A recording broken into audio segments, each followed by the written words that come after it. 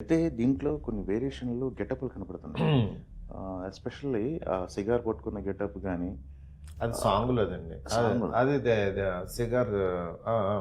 Cigar పట్టుకొని ఒక grey హెయిర్‌తో ఉన్న గెటప్ ఉంది చూసారా? అవునవునవునవును. అది స్టోరీలో పార్టా? లేకపోతే స్టోరీలో one of the part.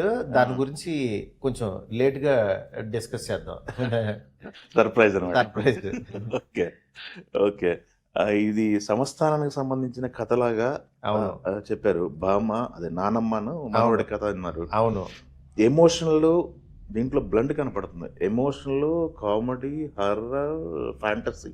Correct. ఇది ఏ జోనర్ అని జస్టిఫై చేయమంటే ఏం చెప్తారు మీరు? ఇది ఇది మెయిన్ ఫ్యాంటసీనండి. ఫ్యాంటసీ. యాక్చువల్‌గా ఆ. బా అంటే ఫిక్షన్ స్టోరీ. హ్మ్.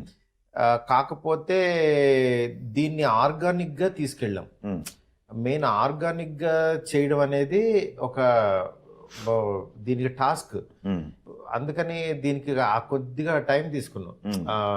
లేకపోతే ఏమవుద్దంటే ఫిక్షన్ ఎక్కువైపోతది. హ్మ్. దానివల్ల చూసే ఆడియన్స్‌కి